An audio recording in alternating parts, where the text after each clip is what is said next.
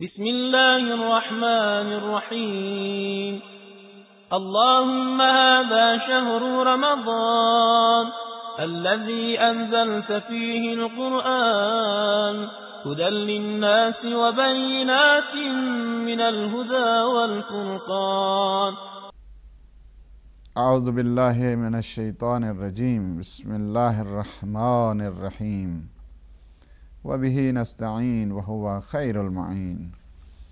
رب اشرح لي صدري ويسر لي أمري واحلل عقدة من لساني يفقه قولي.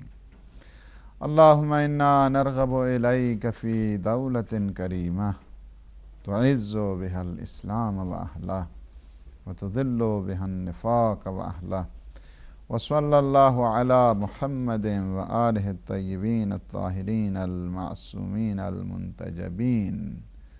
أما بعد، فقد قال رسول الله صلى الله عليه وآله وسلم في دعاء شهر رمضان: اللهم نبهني فيه لبركات أسحاره ونور فيه قلبي بضياء أنواره وخذ بكل أعزائي إلى اتباع آثاره بنورك یا منور قلوب العارفین۔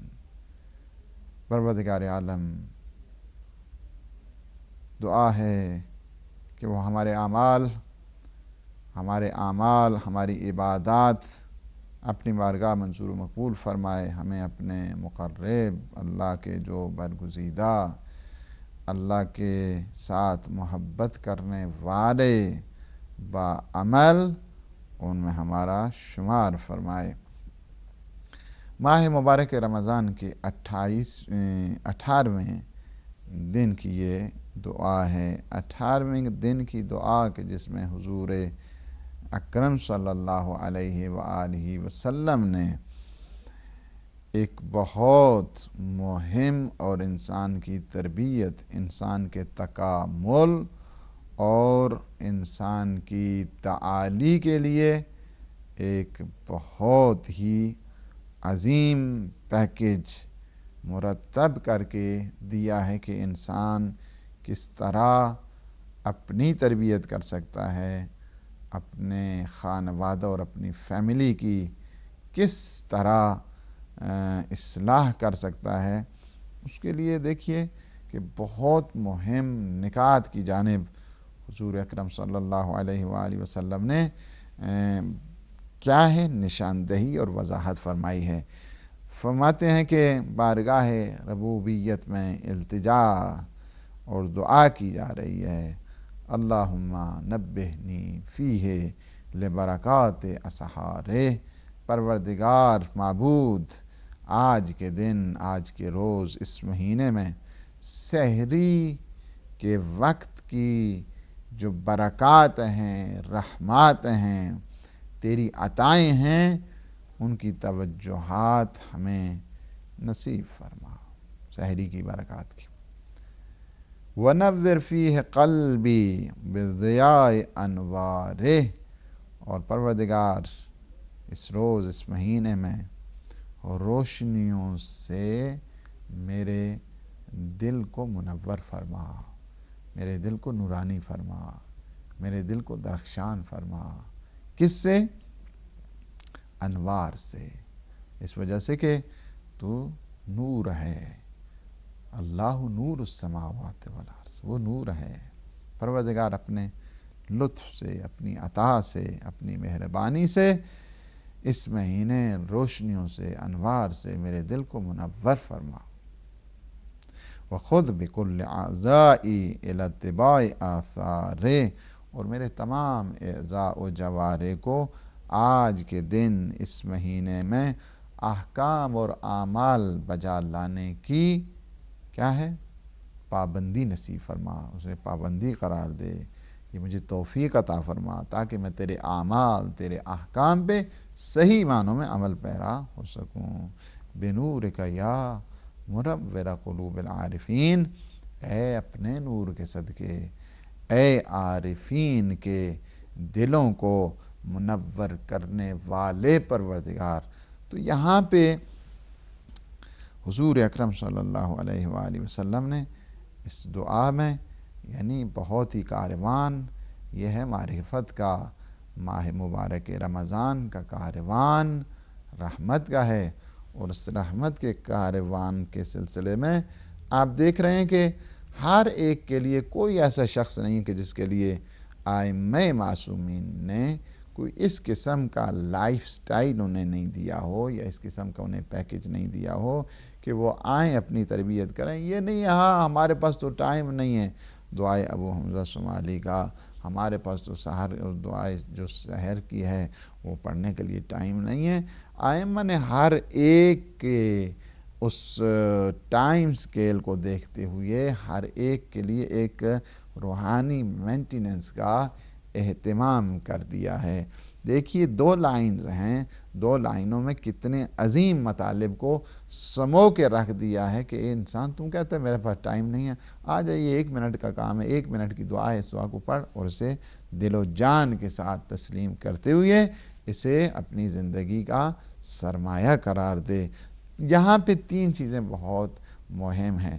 سب سے پہلی چیز یہ ہے کہ اللہم نبہنی فی ہے کیا ہے لبرکات اسحار، پروردگار اس مہینے میں مجھے سحری کے وقت کی جو برکات ہیں اس سے مجھے مالا مال فرما، اس کی توجہات مجھے نصیب فرما۔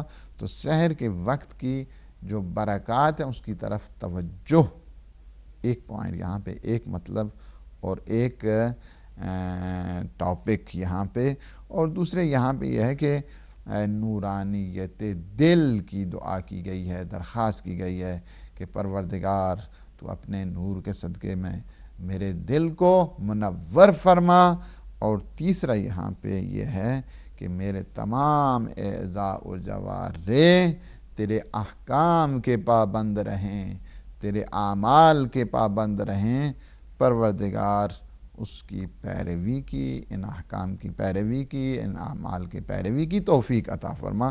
تو یہ 3 پوائنٹ یہاں پہ مہم ہے۔ سب سے پہلے سیکوینس میں ان آرڈر ہم چلتے ہیں کہ وہ مطالب، ظاہر ہے کہ ہم نے بارہا اس بات کی طرف کہا کہ حقیقی جو عمق ہے ان دعاؤں تک پہنچنے کے لیے انسان کو کافی علمی اور کافی عرفانی شہود کی منزل چاہیے، اور ہم جیسا بے بضاعت بے بساط یہی ہے کہ آب دریا رو گر نہ تواں کشید، ہم بے قدر تشنگی آب چشید۔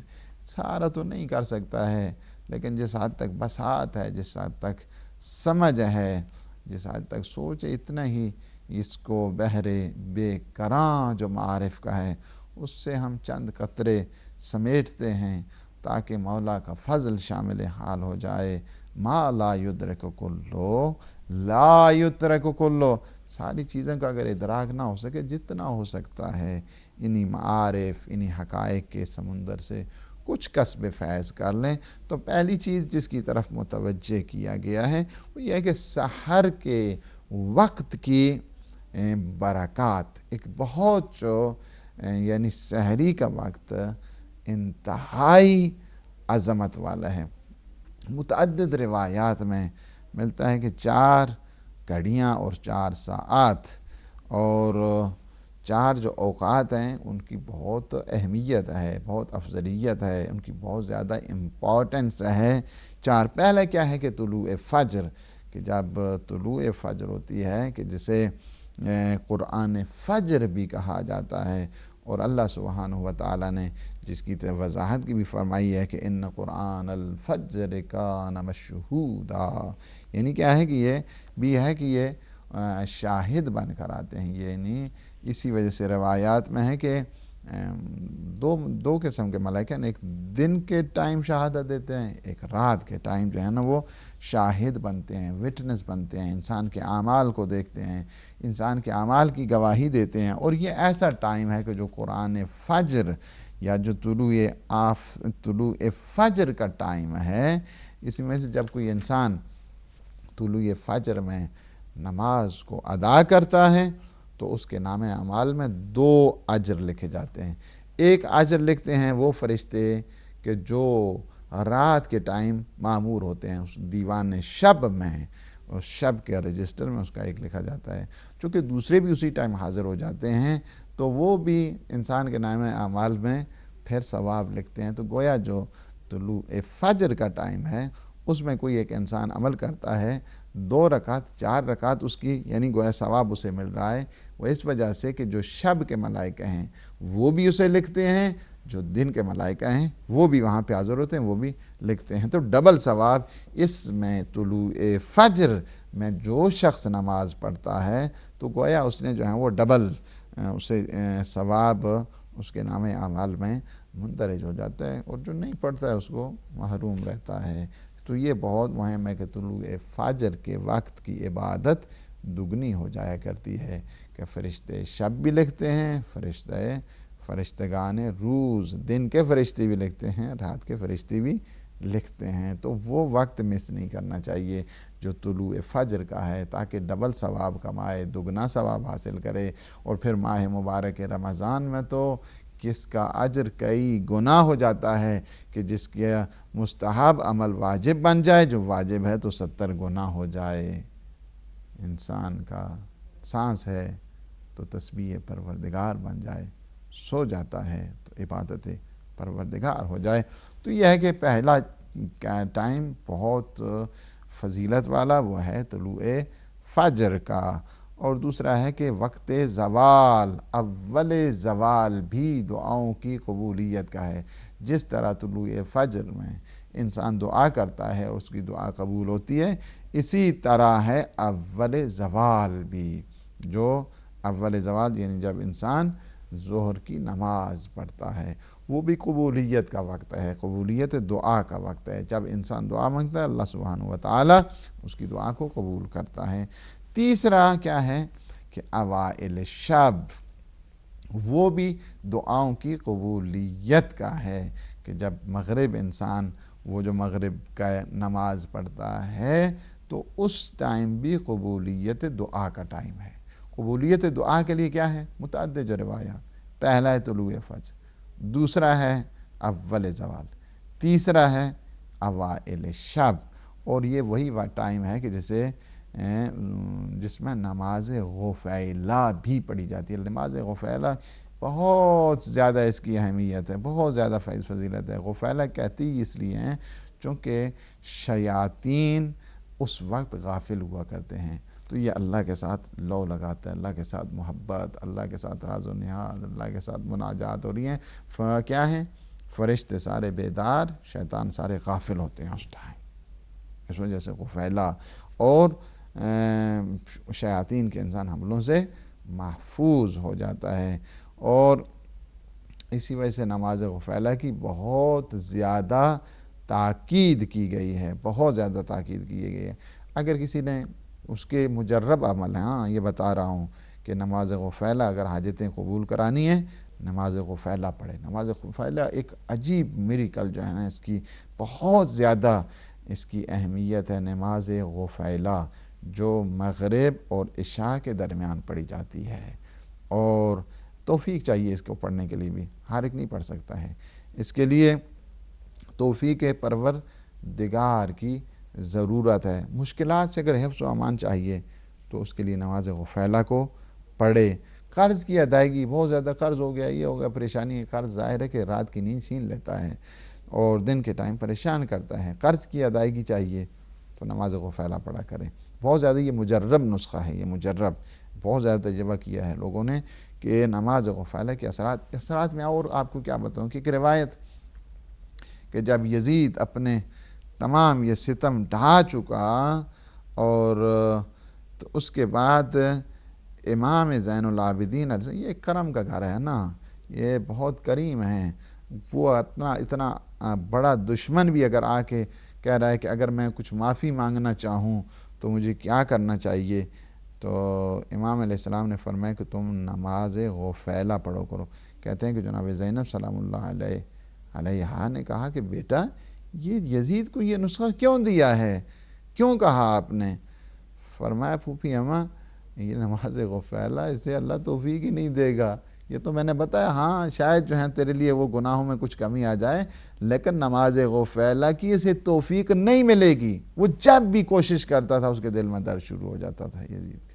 نماز غفیلہ کی کیا ہے، اس قدر اہمیت ہے نماز غفیلہ کی، اس قدر افضلیت ہے، اور یہ وقت نماز غفیلہ میں جب انسان پڑھتا ہے دعا کرتا ہے، دعا قبول ہوتی ہے، حاجتیں قبول ہوتی ہیں، قرض جو ہے نا وہ ادا ہوتا ہے، مشکلات دوری ہوتی ہیں، آفات بلیات سے انسان محفوظ رہتا ہے۔ نماز غفیلہ طریقہ وہی توضیح المسائل میں دیکھیں، اور بہت ہی مختصر ہے اور بہت ہی عظیم ہے، اور اس میں ذکر یونسی ہے کہ جس کی بہت زیادہ تاکید ہے۔ اگر کوئی بھی عرفانی منازل کو طے کرنا چاہتا ہے تو اس کے لیے وہ ذکر بہت ضروری ہے، لا الہ الا انت سبحانک انی کنت من الظالمین فاستجبنا لہ ونجیناہ من الغم وکذالک ننجی المؤمنین۔ یہ بھی اس نماز غفیلہ کا حصہ ہے، اس کو پڑھتے ہیں کہ وَظَنُّونِ اذ ذَهَبَ مُغَاضِبًا۔ یہ پہلی رکعت میں تو تفصیل جو ہے نا اس میں ضرور آپ دیکھ لیں، مفاتیح الجنان میں دیکھ لیں، تحفۃ العام میں دیکھ لیں، یا پھر اپنے اپنے جو مرجع ہیں ان کی توضیح مسائل میں دیکھ لیں تو یہ مل جاتی ہے۔ اگر نہ ملے تو ہمیں جو لائیو پروگرام ہوتے ہیں اس میں فون کر کے پوچھ سکتے ہیں، ہم انشاءاللہ تفصیل اور ڈیٹیل بھی بتا دیں گے۔ یہاں پہ اشارہ کرنا جو ہے مقصد تھا، چونکہ وقت ہمارا محدود ہوتا ہے، اس محدود میں ہم زیادہ سے زیادہ چاہتے ہیں کہ انفارمیشن پاس آن کی جائے، اور یہی ہے کہ عرض کیا نا کہ یہ نماز غفیلہ مغرب اور عشاء کے درمیان پڑھی جاتی ہے، یعنی مغرب کی جب آپ نماز پڑھ لی، مغرب کی نماز کے بعد نماز غفیلہ کا ٹائم ہوتا ہے۔ اور یہ ہے کہ یہ وہ وقت ہے، یہی ہے نا استجابت دعا کا، کہ حضرت آدم کی توبہ بھی اسی ٹائم قبول ہوئی تھی۔ تو یہ جو اوائل شب ہے وقت قبولیت دعا ہے، تو اگر کوئی چاہتا ہے کہ اس کی دعا قبول ہو تو کیا ہے، طلوع فجر جو سجسٹ کیا گیا ہے، اول زوال سجسٹ کیا گیا ہے کہ دعا کی قبولیت کا ٹائم ہے، اوائل غروب یعنی جو مغرب اوائل شب ہے اس میں بھی دعا کی قبولیت کا ٹائم ہے، اور چوتھا ہے کیا ہے، سحر کا ہنگام، سحر کا ٹائم بھی بہترین دعاؤں کی قبولیت کا ٹائم ہے۔ اور یہ سحر کا ٹائم کیا ہے، جس میں آپ نماز شب پڑھتے ہیں، نماز تہجد پڑھا کرتے ہیں، اور بہترین قبولیت ہے اس ٹائم، دعا انسان کرتا ہے، اور سحر کی اتنی فضیلت ہے، اتنی فضیلت ہے۔ ہم نے بعض اس کے پوائنٹ جو مہم پوائنٹ، صحیفہ عبودیت جو ہماری کتاب ہے اس میں بھی ہم نے ان پوائنٹس کو ریز کیا ہے، کہ حتیٰ کہ یہ بھی ایک آپ کو عرض کرتے چلیں کہ جب ان سے سعدی شیرازی سے جب پوچھا گیا کہ اتنی تمہیں توفیق، انہوں نے کہا کہ یہ ساری توفیقات مجھے کیا ہیں کہ یمن سحر، یعنی یہ ساری برکات سحری کے وقت کی مجھے ملی ہیں، کہ جس کی وجہ سے مجھے اللہ نے اتنی توفیق دی ہے، جو کچھ حاصل کیا ہے وہ بھی سحری کے وقت کی برکات کی وجہ سے ہے۔ اور آپ نے دیکھا کہ کس حد تک مہم ہے، حضرت یعقوب علیہ السلام کے بیٹے فرزندان یعقوب نے جب یہ کہا تھا کہ بابا آپ ہمارے لیے استغفار کریں، ہم نے گناہ کیا ہے، ہم نے نبی خدا کو اذیت پہنچائی ہے، آپ ہمارے لیے دعا کریں، تو کہتے ہیں کہ حضرت یعقوب نے کہا، کیا فرمایا کہ میں ضرور التجا کروں گا، سوف استغفر لکم، میں ان قریب تمہارے لیے استغفار کروں گا۔ تو جو ٹائم خود منتخب کیا ہے وہ یہی تھا، شب جمعہ تھا اور وقت سحر تھا، وقت سحر مراد لیا تھا، سوف استغفر لکم۔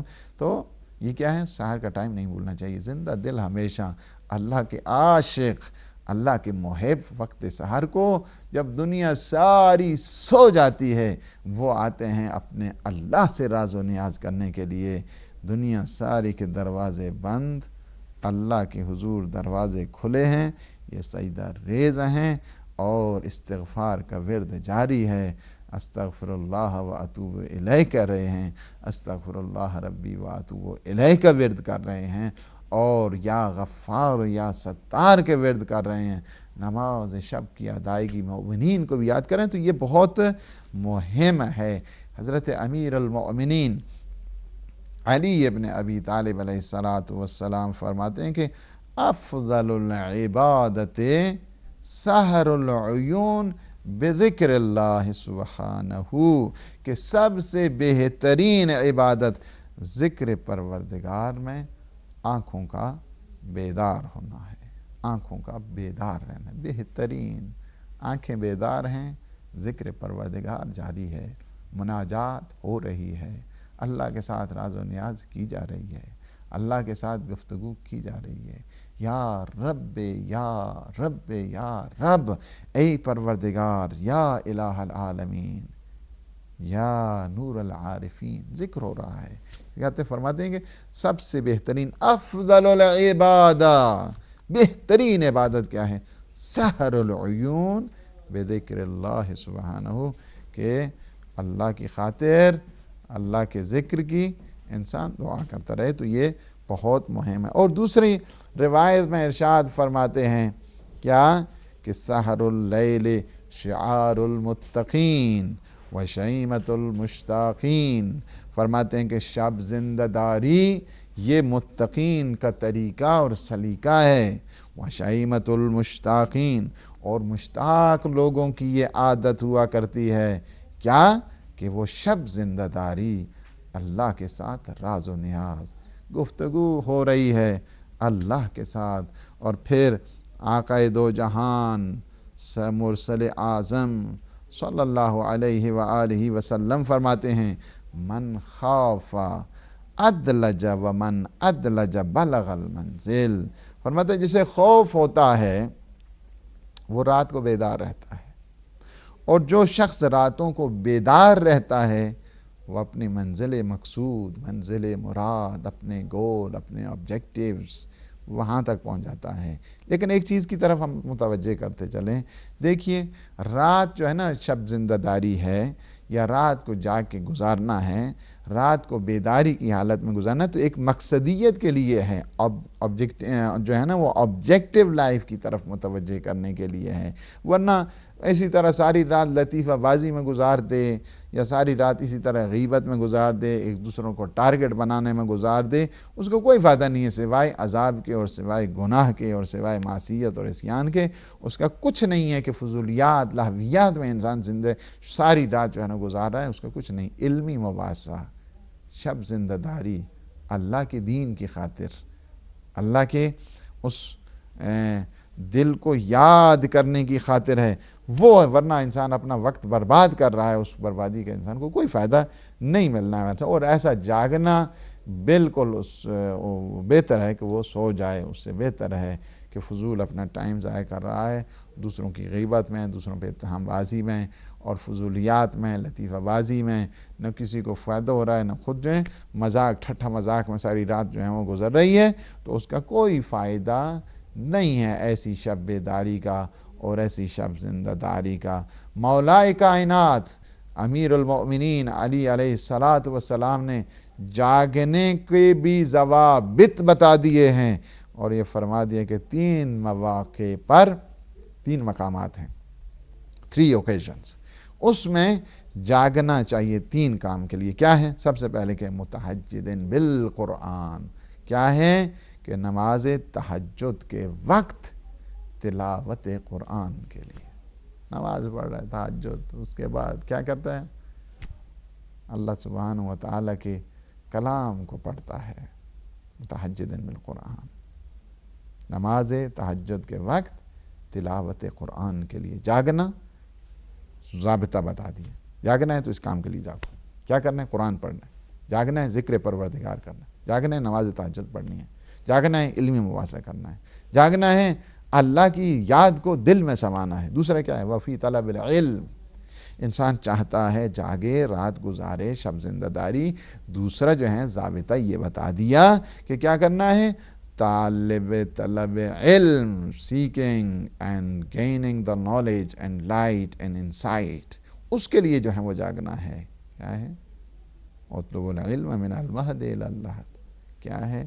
گہوارے سے لے کر گور تک، گہوارے سے لے کر قبر تک علم کو حاصل کرنا ہے۔ کوئی ٹائم لیمٹ نہیں ہے علم کو حاصل کرنے کے لیے، کوئی زمان کی قید نہیں، کوئی مکان کی قید نہیں، کوئی شخص کی قید نہیں۔ جہاں سے تمہیں حاصل ہو جاؤ، چائنا جانا پڑے حاصل کرنے کے لیے وہاں چلا جاؤ، ایسٹ میں کسی اور جگہ جانا پڑے وہاں چلے جاؤ، ویسٹ میں چلے جاؤ، جہاں سے تمہیں علم ملتا ہے، کسی مومن سے ملتا ہے تو لے لو، منافق سے ملتا ہے تو لے لو، کافر سے ملتا ہے تو لے لو، مشرک سے ملتا ہے، جہاں سے ملتا ہے تمہیں لے لو، کوئی محدودیت علم کے سلسلے میں نہیں ہے۔ تو شب اگر شب زندہ داری ہے۔ دوسرا کیا ہے؟ فی طلب العلم۔ اور تیسرا ہے او عروس تہدی الی زوجہا، یا جو ہے وہ کیا کرے؟ ایسی وہ دلہن اس کے لیے شب زندہ داری کہ جو اپنے آپ کو شوہر کی طرف اب روانہ کی ہوئی ہے شب کا ہنگام، تو یہ اس کے لیے بھی یہ تین موقع بہت ضابطہ بیان کر کے فرما دیا ہے کہ وہ خاتون، وہ دلہن کے جو شوہر کے گھر جا رہی ہے، اور وہ شخص کے جو علم کو حاصل کر رہا ہے، اور وہ شخص کے جو نماز تہجد میں قرآن کی تلاوت کر رہا ہے، یہ ہیں ضابطے جو احسن ہیں، مستحسن ہیں، جس کی طرف ہم نے آگے میں فضولیات میں شب زندہ داری کیا ہے؟ جاگ رہے ہیں، کیا ہے؟ ذکر خدا نہیں ہے، اس کا کوئی فائدہ نہیں۔ اسی طرح پھر فرمایا کہ 4 راتیں شب زندہ داری میں گزاریں۔ کیا ہے؟ عید الفطر، ضابطہ وہی ہے جو امیر المومنین نے بتایا، عید الاضحیٰ، پھر 15ویں شعبان کی جسے شب نیمہ شعبان کہتے ہیں، اور یکم رجب کی رات۔ امام رضا علیہ السلام فرماتے ہیں کہ امیر المؤمنین علی ابن ابی طالب علیہ السلام جو شب قدر ہے، جی آپ اپروچ میں ہیں ابھی، شب قدر یہ اس میں فرماتے ہیں 23ویں کی رات مسلسل عبادت میں رہا کرتے تھے، اس وجہ سے 15ویں کی عید الفطر شب زندہ داری میں۔ اور یہ جو شبہائے قدر ہیں، انسان اپنی ویلیو بنانے کے لیے ہے، انسان اپنی تقدیر کو بنا رہا ہے، انسان اپنے جو ہے نا وہ اسی وجہ سے روایات میں انسان کا رزق، انسان کی روزی، انسان کی حیات، انسان کی ممات، جہاں پہ سائن بھی ہوتے ہیں اور ڈیزگنیشن بھی ہوتی ہے، ظاہر ہے کہ فرشتے امام معصوم کے پاس یہ ساری چیزیں اللہ سبحانہ وتعالی کی طرف سے لے کر آتے ہیں۔ تو پہلا جو فقرہ ہے کہ جس میں ارشاد فرمائے کہ اللہم نبہنی فیہ لبرکات اسحار، پروردگار بہت اس مہینے میں جو سحر کے وقت کی برکات ہیں تو مجھے نصیب فرما۔ اور دوسرا یہی سحر کے وقت ہیں، بہت سارے اس کے فائدے ہیں، اس میں فائدے پہ چونکہ ٹائم بہت مختصر ہے میں اس پہ زیادہ گفتگو نہیں، لیکن بہت زیادہ ہم و غم، بہت زیادہ انسان حادثات سے بچنا ہے، یہ ٹائم جو ہے نا بہت وقت دعا کی قبولیت کا ہوتا ہے۔ دوسرا کیا ہے کہ یہاں پہ نورانیت دل کی دعا کی گئی ہے، یعنی دوسرا وَنَوِّرْ فِيهِ قَلْبِي بِضِيَاءِ أَنْوَارِ، نورانیت قلب کی دعا کی۔ ان میں سے دیکھیے کہ جو ماہ مبارک رمضان ہے اس روزوں کے جو فائدے ہیں ان میں سے ایک فائدہ کیا ہے کہ انسان کا دل نورانی ہو جاتا ہے۔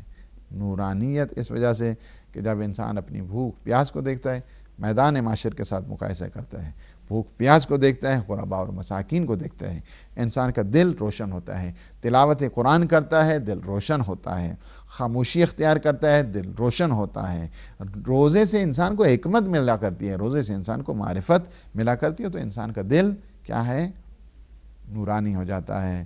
اور سورہ مبارک حدید کی آیت نمبر 28 اس میں ارشاد فرمائے کہ یا ایھا الذین آمنوا، یا ایھا الذین آمنوا اتقوا اللہ وآمنوا برسولہ، اے صاحبان ایمان تقوی الہی اختیار کریں اور اس کے رسول پر ایمان لے کر آئیں۔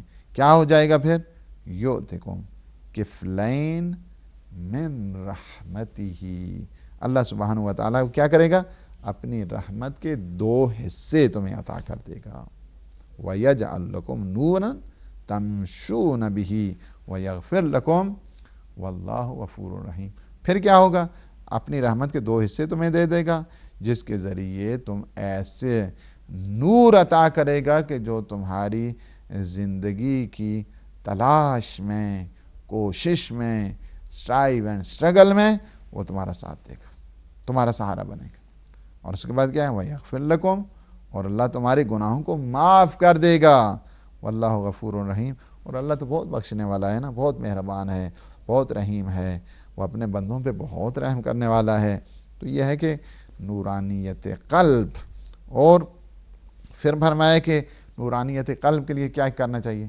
یہ سب سے پہلے تقوی الہی کو اختیار کرے، ایمان کامل، احکام الہیہ پہ پابندی، یہ نورانیت قلب کا ذریعہ بنتی ہیں۔ اسی طرح فرماتے ہیں کہ کچھ چیزیں ہیں کچھ اور بھی جو امپروو کرتے ہیں کہ انسان نورانیت قلب کے لیے سب سے پہلے اکثر صمتک یتوفر فکر ویستنر قلبک ویسلم الناس من یدیک۔ فرمایا کہ اگر آپ نے نورانیت کرنی ہے دل کو تو اس کے لیے زیادہ تر خاموش نہ کریں۔ ایک، اس سے تمہاری فکر میں وسعت پیدا ہوگی خاموشی سے۔ دوسرا یہ ہے کہ تمہارا دل نورانی ہوگا، درخشان ہوگا، اور لوگ تمہارے ہاتھوں سے محفوظ رہیں گے۔ حضرت امام جعفر صادق علیہ الصلاۃ والسلام فرماتے ہیں کہ دل کی روشنی کو حاصل کرنے کے لیے غور و فکر کرو، ایک، اور اس کو جو ہے نا میں نے کیا ہے رونے میں پایا، اللہ کی خشیت میں۔